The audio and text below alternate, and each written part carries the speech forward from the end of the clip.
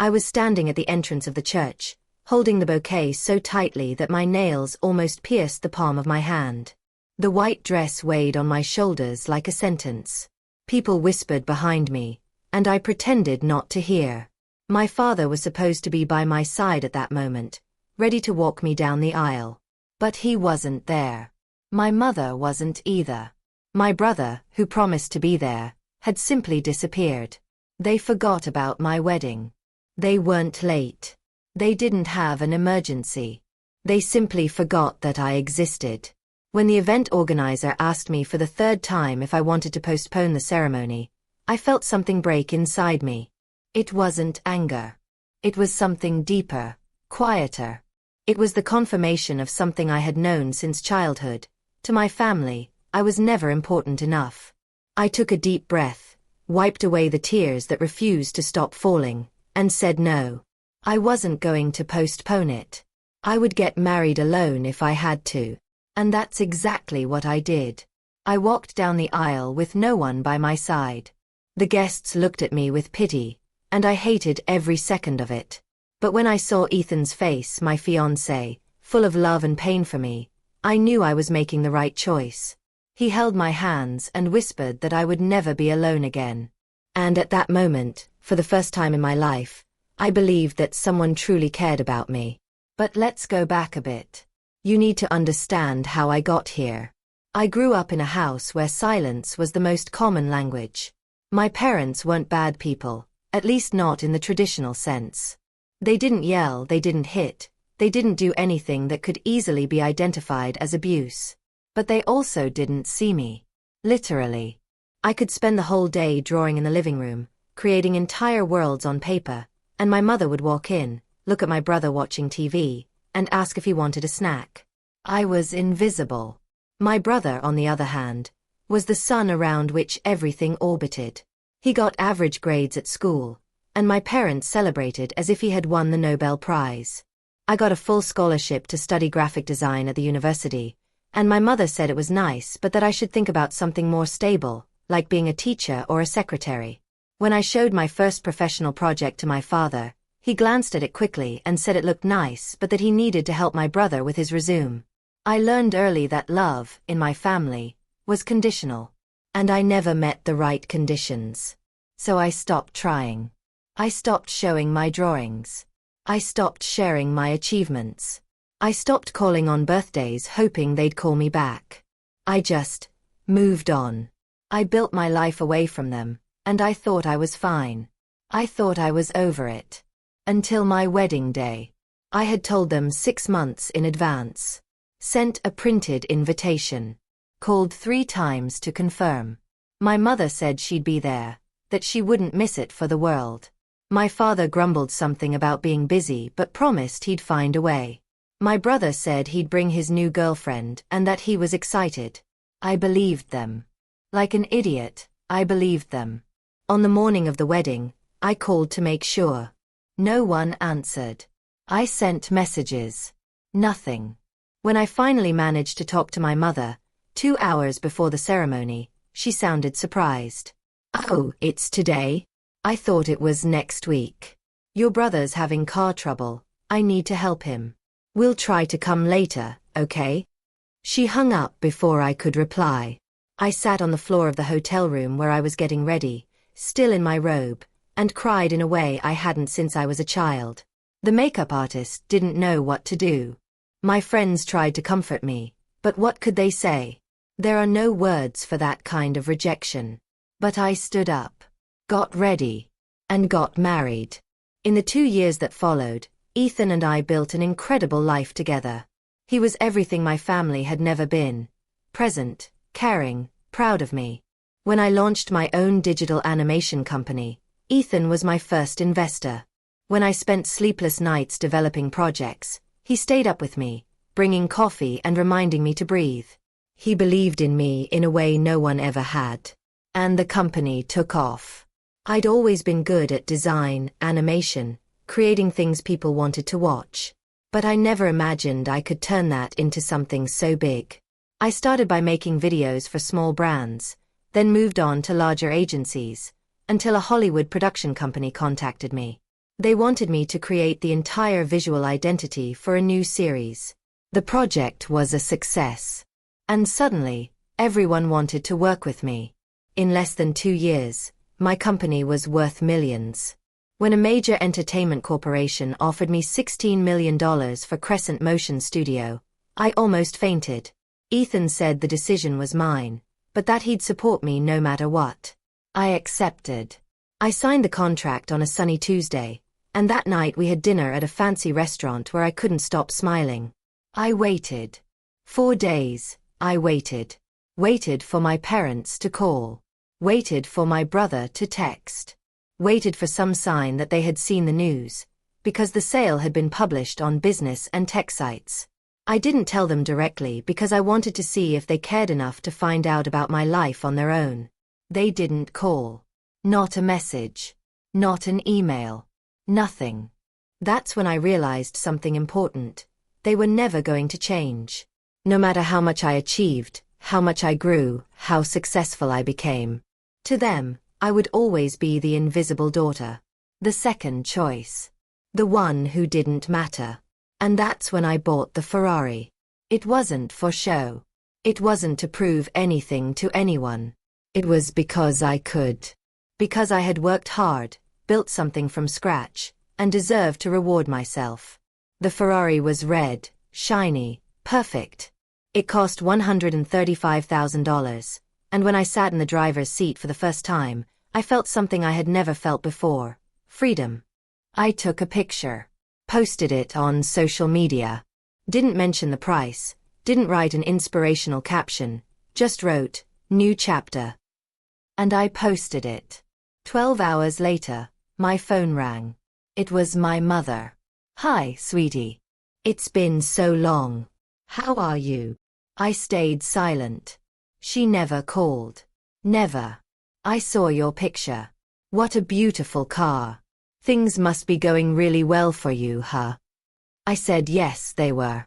She kept talking, asking about my life, about Ethan, about my work. For the first time in years, she seemed genuinely interested. I almost believed it. Almost. Until she got to the real reason for the call. "Look, I didn't want to ask this, but your brother's going through a hard time. His business didn't work out, and he owes a lot of money. He might lose the house. Your father and I have helped as much as we can, but you know how it is. If you could lend him some money, just until he gets back on his feet." Something froze inside me. "How much?" I asked. "About $50,000 would do it." $50,000. For the brother who didn't show up at my wedding. For the brother who never called to ask how I was. For the brother my parents always put ahead of everything, including me. "I need to think about it," I said. "But honey, it's urgent. He needs the money by the end of the month, otherwise." I said I need to think. I hung up. Ethan found me sitting on the couch, staring at the phone. He sat beside me and waited. I told him everything. He listened in silence, and when I finished, he just asked, "What do you want to do?" I didn't know. Part of me wanted to help, because there was still that child inside me craving my parents' approval. But the other part, the adult, rational part, knew exactly what was happening. They didn't call because they cared. They called because they needed money. "They invited me to dinner," I said. "A family meeting. They want to talk in person." "Are you going?" Ethan asked. I looked at him, then at the picture of the Ferrari still open on my phone. "I am," I said. "But not for the reasons they expect." Something had changed in me. Maybe it was the Ferrari. Maybe it was the sale of the company. Or maybe it was the way my mother didn't even mention the wedding, as if that day hadn't been the worst humiliation of my life. Whatever it was, I was no longer the invisible girl trying to be noticed. I had become someone else. And they were about to find out who. If you're enjoying this story, don't forget to subscribe to the channel. The restaurant my mother chose was the kind she always liked, expensive enough to impress, but not so fancy that she'd feel out of place. I arrived 10 minutes late on purpose. I wanted them to wait for me, just this once. When I walked in, I saw the three of them sitting at the table. My mother, my father, and my brother. They looked out of place there, dressed in their best clothes, trying to seem comfortable but clearly not. My mother saw me first and waved with a smile that was far too wide. Fake. I recognized that smile. It was the same one she used when she needed something. I approached the table, and before I could sit down, she stood up and hugged me. A strange hug, stiff, as if we were performing for an invisible audience. It's so good to see you, sweetie. You look beautiful. I didn't. I was wearing jeans and a simple blouse, no makeup, my hair tied in a messy bun. But she had to say something, anything, to fill the awkward silence. I sat down, and my father barely lifted his eyes from the menu. My brother was on his phone, clearly bored. None of them asked how I was. None of them mentioned that it had been almost 3 years since we last saw each other in person. It was as if I had left home yesterday and come back today, with nothing important having happened in between. So, my mother began, with that overly cheerful voice, you must be wondering why we asked you to come. Actually, I already know, I said, my voice coming out colder than I intended. She blinked, surprised. My father finally looked at me. My brother stopped fiddling with his phone. You know, my mother asked. You need money. For him. I pointed at my brother with my chin. The silence that followed was delicious. My mother tried to smile but couldn't. My father cleared his throat. My brother at least had the decency to look embarrassed, for a second. Well, yes, my mother admitted, regaining her composure. But it's not just that. We're family, and families help each other, right? When someone's struggling, it's our duty. Family. I interrupted. The word came out bitter. You didn't come to my wedding. Silence again. My mother looked away. My father rearranged the silverware unnecessarily. My brother went back to his phone. Sweetie, about that. My mother began. It was a terrible misunderstanding. We thought it was the following week, and when we realized, it was too late. We wanted to call to explain, but we were embarrassed and... You had 3 years to call. 3 years to apologize. 3 years to send me a message, an email, anything. But you only remembered I exist when you saw the Ferrari. My father finally spoke, with that tired voice he always used when he wanted to end an uncomfortable argument. No need to be dramatic. We messed up, okay? But that was a long time ago. Now we're here, trying to reconnect, and you're throwing that in our faces. Dramatic. Of course. I was always the dramatic one. The sensitive one. The one who exaggerated everything. It was never their fault. It was always my distorted perception of things. Why is he broke? I asked, looking directly at my brother. He shifted in his chair, uncomfortable. My father answered for him. He invested in a business. It didn't work out. These things happen. What kind of business? A startup app company, my brother mumbled. It was a good idea, but the market wasn't ready. Do you have experience with technology? I asked, already knowing the answer. No, but I had partners who did. And they lost money too? He didn't answer. My mother quickly stepped in. That doesn't matter now. What matters is that he needs help, and you're in a position to help. $50,000 is nothing to you. $50,000 is nothing. As if money magically appeared in my bank account.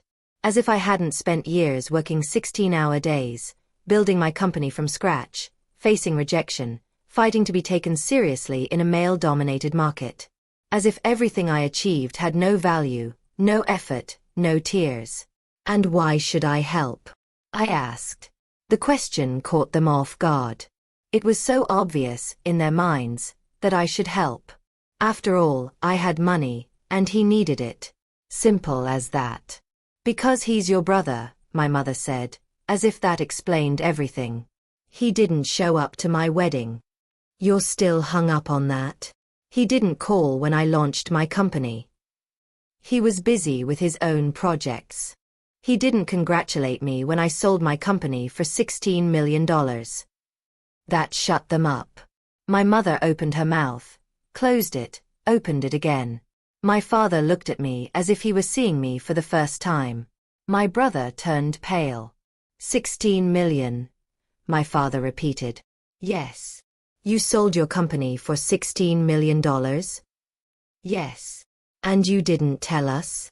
I laughed. I couldn't help it. A short, humorless laugh. I waited for you to call. I waited for you to ask about my life. But you never did. So why would I tell you? My mother was calculating. I could see the gears turning in her head. 16 million. 50,000 was nothing compared to that. I could fix my brother's problem without even feeling it in my wallet. To her, it was just logic. But she didn't understand. It wasn't about the money. It never was. Look, my father said, trying for a conciliatory tone. We know we weren't perfect parents. But no one is perfect. We made mistakes, but we always wanted what was best for you. You wanted what was best for him, I corrected, pointing at my brother. I was always invisible. That's not true. Yes, it is. My voice came out louder than I meant, and a few people at nearby tables turned to look. I took a deep breath, forced myself to stay calm. I got perfect grades, won scholarships, awards, built a career from nothing. And you never cared. But when he got a C on a test, you celebrated like it was the most amazing thing in the world. When he got a mediocre job, you called every relative to brag. When he lost money on a stupid idea, you came to me for help. It's always been about him. Always. My brother finally spoke, in a low voice I barely recognized. I didn't ask them to call you. I looked at him. He seemed small in that moment, shrinking into his chair, avoiding my gaze. But you didn't stop them, I said. He had no response to that. The food arrived, but no one touched it. The waiter sensed the tension and left quickly. My mother tried to change the subject, talking about the weather, about a show she'd seen on TV, about anything but the giant elephant in the room. But I didn't let her. I'm not giving him money, I said. My mother froze mid-sentence. My father set down his fork. What? I'm not lending $50,000 to bail him out of a stupid decision he made. But he's your brother, my mother practically shouted. And I'm your daughter. But that never mattered, did it? People were staring now, openly. My mother noticed and lowered her voice, but the anger in her eyes was unmistakable. You're being selfish. Selfish. I repeated, incredulous. I'm selfish for not giving $50,000 to someone who treated me like I didn't exist my entire life? We never did that. Yes, you did. I wasn't controlling the volume anymore. You did it every day of my life. I was invisible in that house. And now, just because I have money, you think you can show up out of nowhere and demand that I fix his problems. My father slammed his hand on the table, making the glasses rattle. Enough. Are you going to help your brother or not? The question came like an ultimatum. Help him, or lose the family. As if I still had a family to lose. I looked at each of them. My mother, with that offended expression, as if I were the villain of the story. My father, jaw clenched, expecting me to bow to his authority like I always had. My brother, still small in his chair, but not small enough to feel empathy. No, I said simply. I stood up and grabbed my purse. My mother grabbed my arm. If you walk out of here now, don't bother coming back. I looked at her hand on my arm, then at her face. She was serious. It was a threat. The final weapon. Help us, or lose us. But here was the secret she didn't know. I had already lost my family a long time ago. It just took me this long to realize it. I pulled my arm free. All right, I said. I can live with that. I walked out of the restaurant without looking back. My heart was pounding so hard I could hear it in my ears. My hands trembled as I grabbed my car keys. But there was something stronger than fear, stronger than pain, relief. For the first time in my life, I had said no. And the world didn't end. I got into the Ferrari, started the engine, and drove home. Ethan was waiting for me, and when I walked through the door, he already knew from my face what had happened. He hugged me without saying a word, and I cried. I cried for the family I never had. I cried for the little girl who grew up invisible. I cried for the woman who still wanted approval from people who would never give it. But when the tears dried, something new was born in their place. A decision. A purpose. If I couldn't help the family that rejected me, I would help those who truly needed it. People who felt what I had felt. Who were ignored, undervalued, invisible. That night, I started writing a plan. A project. Something that would truly make a difference. And my family was about to find out that I didn't need them to do something extraordinary. In the days following the dinner, my phone wouldn't stop ringing. Messages. Calls. Emails. All from my family. My mother sent long texts about ingratitude and disrespect. My father sent short, direct messages, demanding that I reconsider.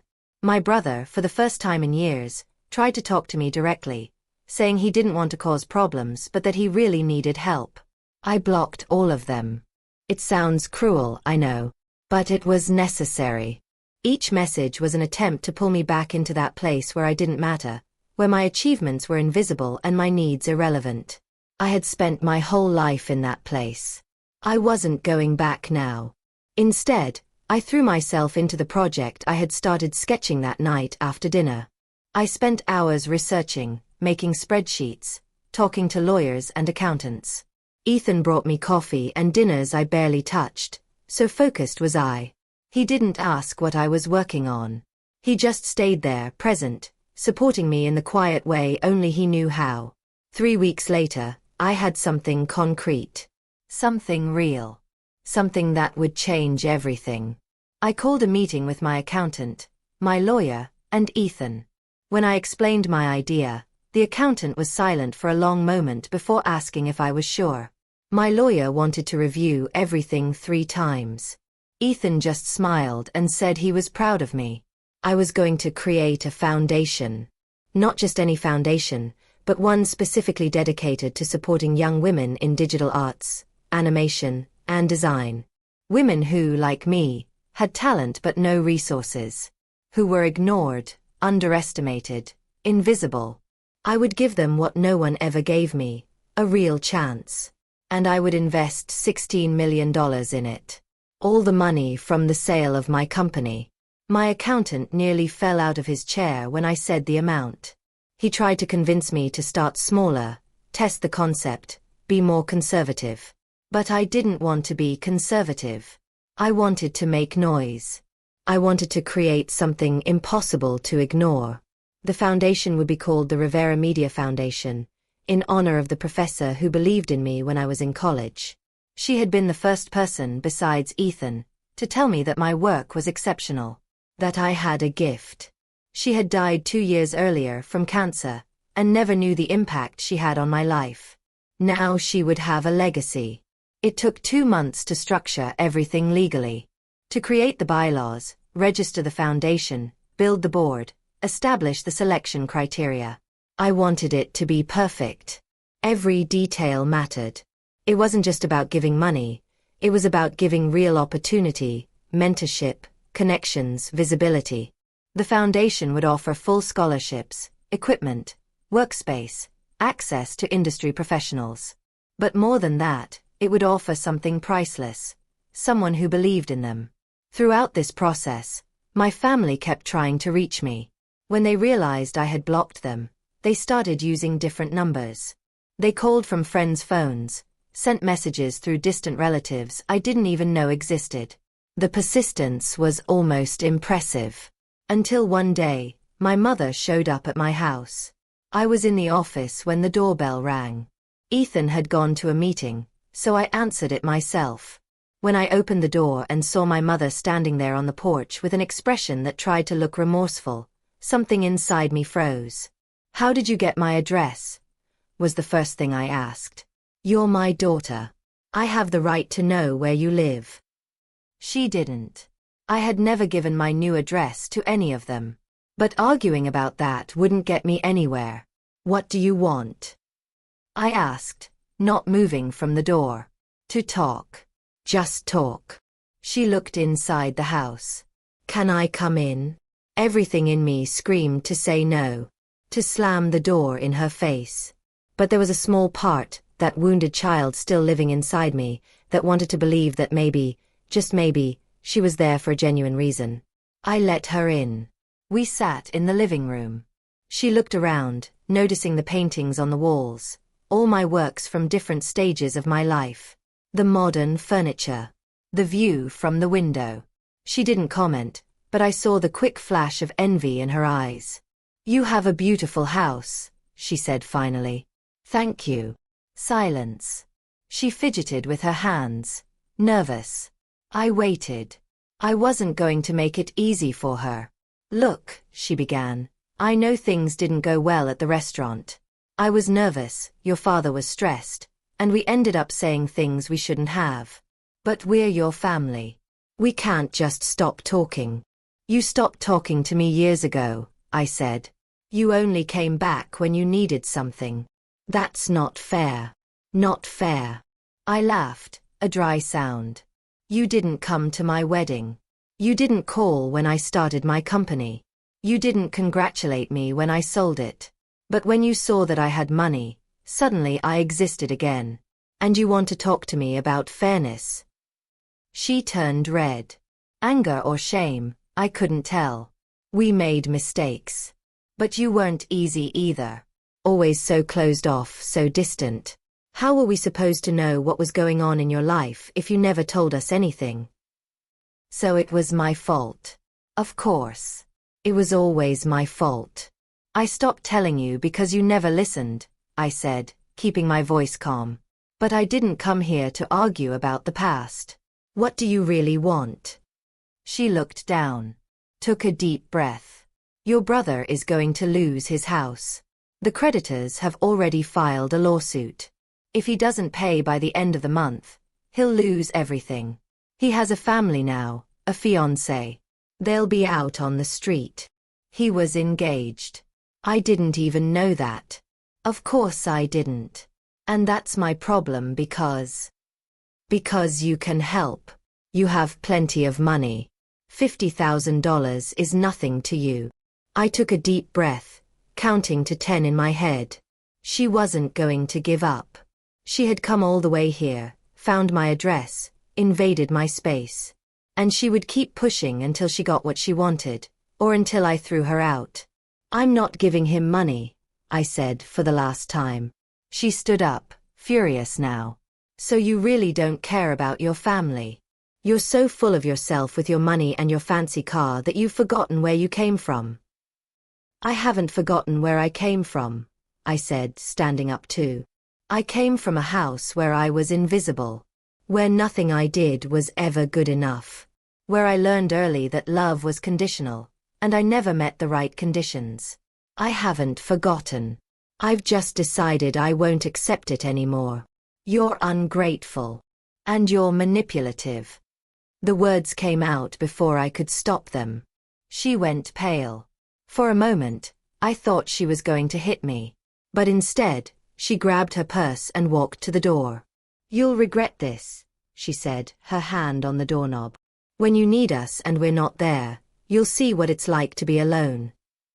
"I already know what it's like," I replied. "I've spent my whole life that way." She left, slamming the door.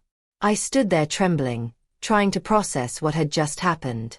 Part of me wanted to cry. But the larger part, the part that had grown over the past few weeks, felt only determination. When Ethan came home, he found me in the office, working on the final details of the foundation. He didn't ask about the visit, but somehow he knew. He always knew. "When are you going to announce it?" he asked, looking at the piles of papers on my desk. Next week. He smiled. Are you ready? I looked at all the work I had done. Months of planning. $16 million committed. A structure that would change real lives for real women.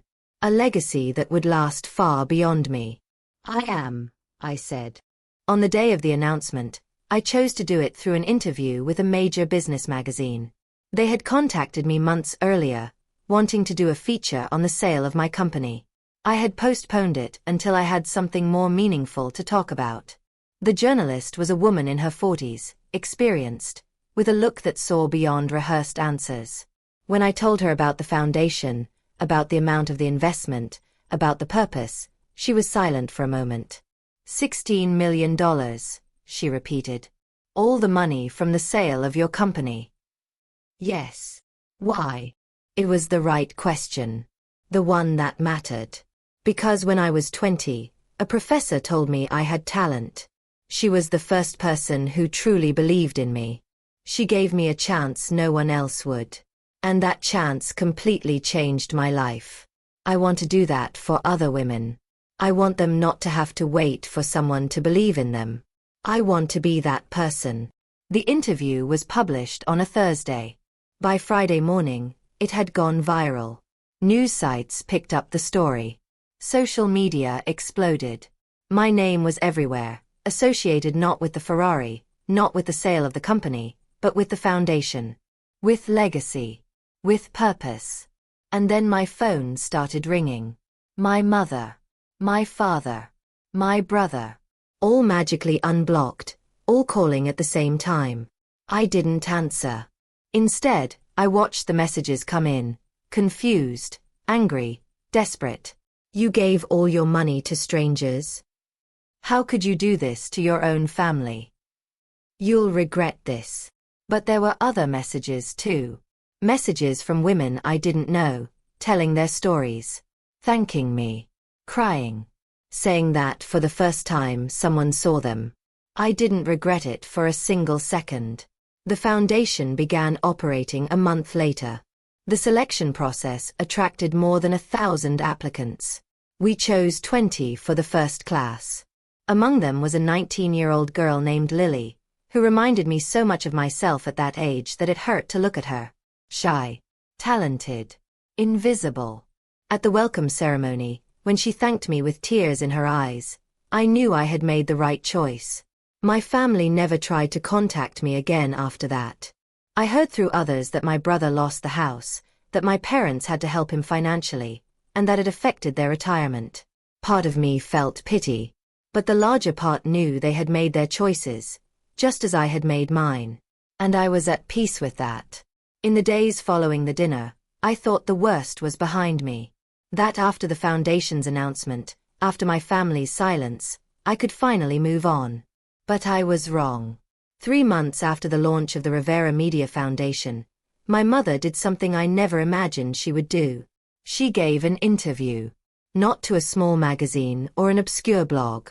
No.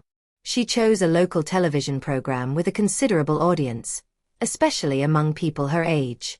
The kind of show where guests share sad stories to gain public sympathy. I found out when a friend sent me the video link. "Have you seen this?" was all she wrote. My stomach twisted before I even hit play. There was my mother, sitting on a beige couch, wearing that practiced look of pain I knew so well. She wore a simple blouse, no jewelry, her hair tied back modestly. Everything carefully calculated to look humble, suffering. "My daughter changed," she said to the host, who nodded with fake compassion. "Money changed her. We were always a close family, but once she got rich, she turned her back on us. Her brother is going through financial hardship, and she refuses to help. She preferred to donate millions to strangers rather than help her own blood." Strangers. She called those women strangers. As if their work, their dreams, meant nothing. The host asked if my mother had tried to talk to me. My mother sighed dramatically. "I tried. I went to her house, begged her to reconsider. But she treated me coldly, like I was a stranger. Didn't even offer me a glass of water. Said horrible things and kicked me out of her house." Lies. All lies. Yes, I had confronted her, but only after she manipulated me, pressured me, blamed me for everything. She was rewriting history, casting herself as the victim. And the worst part, my mother continued, tears welling in her eyes, is that she didn't even show up to her grandmother's funeral. My heart stopped. What funeral? What grandmother? My maternal grandmother had died when I was a child. My paternal grandmother was alive, or so I thought. I opened my browser with trembling hands and searched. It took less than a minute to find it. An obituary. My paternal grandmother had died 6 weeks earlier. No one had told me. No calls, no messages, nothing. And now my mother was on TV accusing me of not attending the funeral. I felt a rage so pure, so sharp, that I had to step away from the computer. Ethan walked into the office to find me pacing, trying to breathe. "What happened?" he asked. I showed him the video. He watched in silence, his jaw tightening with every minute. When it ended, he closed the laptop and looked at me. "Are you going to sue her?" I'd thought about it. Defamation. She had lied publicly, twisted facts, painted me as an ungrateful, heartless daughter. My lawyer could easily build a case. But suing her would mean prolonging it. Giving her more attention, more ammunition, more ways to play the victim. "No," I said. "I'm going to do something better." I called the same magazine that had published my interview about the foundation. The journalist picked up on the second ring. "I saw your mother's video," she said before I could even speak. "Do you want to respond?" "I want to tell the full story." 2 days later, I was sitting in the same studio, in the same chair, with the same journalist. But this time was different. This time I wasn't talking about success or legacy. I was talking about pain. I told everything. The empty marriage. The childhood lived in my brother's shadow. The years of silence. The demand for money. My mother's manipulative visit. And the funeral I never attended because no one told me it existed. I showed proof. Text messages proving they'd blocked me first. Records showing I'd tried to keep in touch. The death certificate listing me as not notified. "Why are you sharing this now?" the journalist asked. "Because I spent my whole life being invisible. And when I finally became visible, when I finally built something on my own, they tried to use it against me. My mother is using her pain for sympathy, but she's not saying that pain is self-inflicted. She pushed me away. She chose her favorite child. And now that he's failed, she wants me to pay for his mistakes." "And the foundation? Do you regret donating the money?" I looked straight into the camera. I knew my family would be watching. I knew every word mattered. Not for a second. That money is changing real lives. I'm seeing girls who thought they'd never have a chance making their dreams come true. I'm seeing talent that would have gone unseen getting the visibility it deserves. I turned my pain into purpose. And I won't apologize for that. The interview aired on a Monday. By Tuesday, it had over 3 million views. My mother's video, which had a few 100,000, was buried under an avalanche of support. People shared their own stories of family neglect. Psychologists made videos about parental favoritism. The foundation received over 50,000 new applications in a single week. And then my brother showed up. Not on TV. Not online. At my doorstep, on a rainy Saturday, soaked and looking 10 years older than he was. Ethan was home this time. He opened the door, saw my brother, and simply said, "No. I just want to talk to her," my brother said, his voice tired. 5 minutes. I heard from the living room and stood up. Ethan looked at me, silently asking if I was sure. I wasn't. But I needed to hear what he had to say. "Let him in," I said. My brother stepped inside, dripping water on the floor, standing awkwardly as if unsure what to do with his hands. He looked smaller than I remembered. Weaker. "I watched your interview," he began. "And Mom's. And I didn't know." "Didn't know what?" That you felt that way. That it was that bad for you. I almost laughed. Almost. But there was something in his voice, some fragile sincerity, that stopped me. How could you not know? I asked. You were there. You saw everything. I was the favorite, he said simply. I got all the attention. I never stopped to think you weren't getting any. I thought it was normal. I thought it was like that for everyone. It wasn't. I know that now. He ran a hand through his wet hair. Look, I didn't come to ask for money. I lost the house. My fiancé left. I'm living with Mom and Dad again, trying to start over. But I needed to tell you that. I'm sorry. The two words I had waited my whole life to hear. The ones I never thought would come. And now that they had, I didn't know what to do with them. Sorry for what exactly? I asked, needing to hear more. For everything. For not going to your wedding. For never calling. For letting our parents treat you like you didn't matter. For standing by while they put me on a pedestal and left you in the dirt. He paused, swallowing hard. For not being a real brother to you. Tears burned behind my eyes, but I didn't let them fall. And why are you telling me this now? After everything that's happened? Because I lost everything and realized the only thing I ever really wanted was to have a sister. And I never did, because I never let you be one. He looked at me with red eyes. I'm not asking for forgiveness. I don't deserve it. I just needed you to know that I get it now. And that I'm sorry. He turned to leave. I stopped him with one word. Wait. He turned back. Are you working? I asked. He shook his head. Still looking. The foundation needs an administrative coordinator. Someone to manage applications, organize events, handle logistics. It doesn't pay much. It's hard work. And you'll be answering to me. He looked at me like I'd spoken another language. You're offering me a job? I'm offering you a chance. The same kind I got. You decide whether to take it. He was silent for a long moment, then nodded once, quickly. I'll take it. Monday, 9 a.m. Don't be late. He left, and Ethan immediately pulled me into a hug. Are you sure about this? He asked. No, I admitted. But he apologized, really apologized.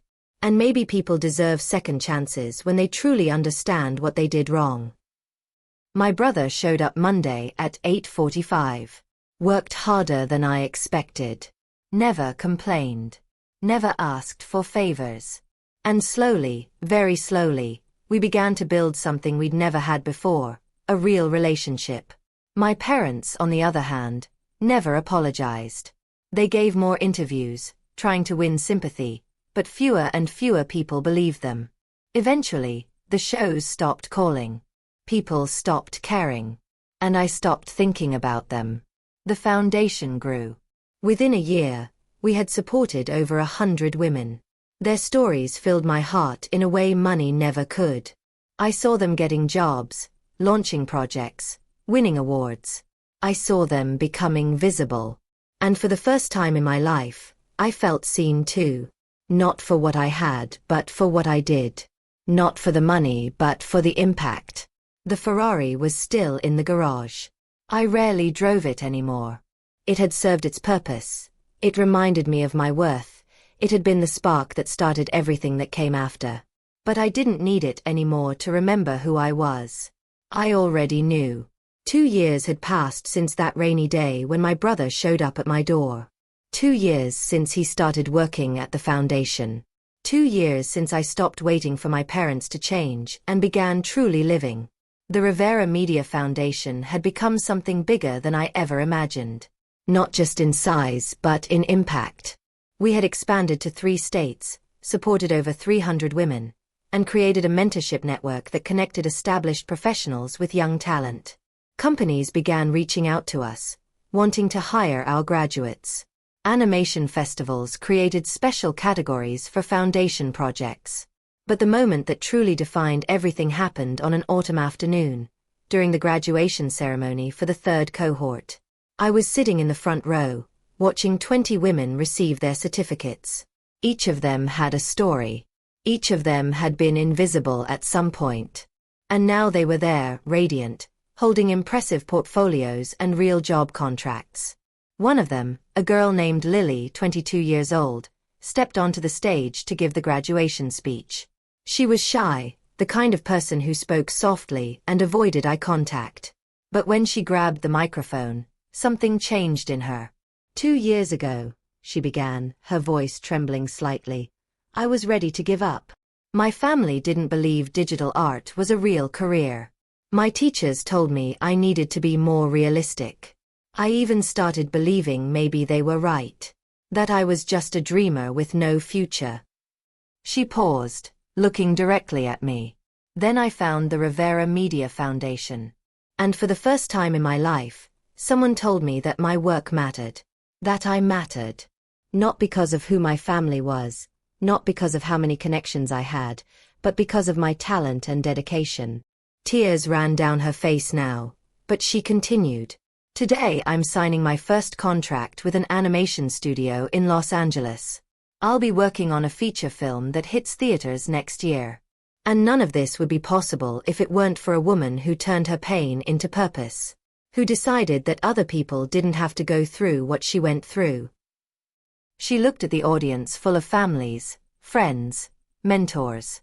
To anyone here who feels invisible, who thinks they'll never be good enough, who carries the pain of rejection, you matter. Your talent matters. Your dreams matter. And there are people out there who will believe in you, even when no one else does. The room erupted in applause. I couldn't stop crying. Ethan, sitting beside me, held my hand and whispered, "You did this." But I knew the truth. I hadn't done it alone. Every woman in that room, every transformed story, every dream realized, they had done it. I had only opened the door. After the ceremony, as people mingled, eating and talking, my brother approached. He had changed in those 2 years. Not just physically, though he looked healthier, more present. But there was something different in his eyes. Humility, perhaps. Or awareness. "Can I talk to you for a minute?" he asked. We stepped away from the noise, out into a small garden beside the hall. "I got a call from Mom today," he said. My stomach tightened. I hadn't spoken to my parents in 2 years. Not since their last interview, not since they realized public opinion had turned against them for good. What did she want? I asked, trying to keep my voice neutral. "She's sick. Nothing serious, but enough to scare her. She wants to apologize. To you." I laughed, a humorless sound. Now she wants to apologize? After 2 years? After everything? I said the same thing, my brother admitted. But she insisted. Said she's been thinking a lot, that she realized some things. I don't know if it's true or just fear of mortality. But I thought you should know. I stayed silent, looking at the garden. A part of me, that wounded child, wanted to believe that maybe, finally, my mother had understood. But the adult part, the part that had survived and thrived despite her, knew that some doors, once closed, didn't need to be reopened. "Are you going to talk to her?" my brother asked. "I don't know," I answered honestly. "Maybe one day. But not now. Right now, I'm at peace. And I don't want to risk that." He nodded, understanding. He didn't insist. He didn't try to convince me. He just stayed there with me in silence, and somehow that meant more than any words could. When we returned to the party, Lily found me. She was radiant, surrounded by her family, people who clearly loved her and were proud of her. But she excused herself and came to me. "I wanted to thank you personally," she said. "Not just for the program, but for showing me that it's possible. That you can turn pain into something beautiful." I hugged her, feeling the weight of her words. Because that was exactly what I had done. I had taken years of neglect, invisibility, rejection, and created something that mattered. Something that lasted. "You're going to do amazing things," I said as we parted. And when you do, remember to pay it forward. Help someone who's where you were. She promised she would. And I believed her. That night, at home, Ethan and I sat on the terrace, looking at the city lights below us. The Ferrari was in the garage, covered. I rarely thought about it now. It had once been a symbol, a catalyst. But I didn't need symbols anymore. Are you happy? Ethan asked suddenly. The question caught me off guard. Happiness was something I had never actively sought.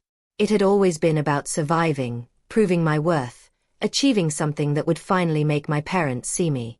But now, sitting there, thinking about the 300 women the foundation had helped, thinking about my brother who had become a real ally, thinking about the man beside me who never stopped believing in me, I realized something. I said, surprised by the truth in that word. I am happy. And it was true. Not the performative happiness people post on social media, not the conditional happiness that depends on external achievements. It was something deeper, quieter. It was peace. Peace in knowing I had made the right choice. That I had walked away from toxicity and built something meaningful. That I hadn't let the pain destroy me, but rather transform me. Have you ever thought about forgiving your parents? Ethan asked gently. I thought about it. Forgiveness was a complicated word. It carried so much weight, so many expectations. I don't know if it's about forgiveness, I finally said. It's about acceptance. Accepting that they will never be the parents I needed. Accepting that this wound will always exist, but it doesn't have to define who I am. Accepting that I can be happy without their approval. And have you managed to accept that? I looked at him, then at the view, then at my own hands. Hands that had created art, built companies, signed contracts, opened doors for hundreds of people. I'm getting there, I said. One day at a time. Weeks later, I was in the foundation's office when I received an envelope. No sender, just my name written in handwriting I knew well. My mother's handwriting. I stared at the envelope for a long time before opening it. Inside was a letter. Short. Handwritten. She apologized. She said she had been selfish, hadn't seen what she was doing, had taken too long to realize how much she had hurt me. She said she didn't expect forgiveness, but needed me to know that she acknowledged her mistakes. It ended with a simple line, I have always loved you, I just didn't know how to show it. I read the letter 3 times. I looked for signs of manipulation, hidden demands, guilt disguised as an apology. But I found none of that. It was just raw honesty. I didn't respond immediately. I put the letter in a drawer and returned to work. But it lingered in my mind, echoing. A month later, I replied. Not with complete forgiveness, not with reconciliation, but with acknowledgement. I acknowledged that she had written, that she had tried. I said I needed time, but that I appreciated the honesty. I don't know if we'll ever rebuild a relationship. Maybe yes, maybe no. But for the first time, it no longer consumed me. I had built a life so full, so meaningful, that their approval was no longer essential. The foundation continued to grow. We began receiving donations from other people, entrepreneurs who had seen the impact of our work and wanted to be part of it. We created scholarships named after women who had inspired us. One of them bore the name of Professor Rivera. And every time I saw a new cohort begin, every time I saw the sparkle in a woman's eyes as she was finally being seen, I remembered why. It wasn't about revenge. It never was. It was about transformation. It was about taking the worst thing that ever happened to me and turning it into the best thing I could do for others. It was about being for someone what no one had been for me. And in the end, it was about understanding that family isn't who shares your blood. It's who stands by your side, who believes in you, who truly sees you. I had found my family. They were all around me every day. In Ethan, who never doubted, in my brother, who had learned and changed, in the women I helped and who helped me back, in the friends who supported me when I needed them most. And they were within me. In the woman I had become. In the strength I had discovered. in the purpose I had created. 5 years after that day I walked into the church alone. I finally understood something important.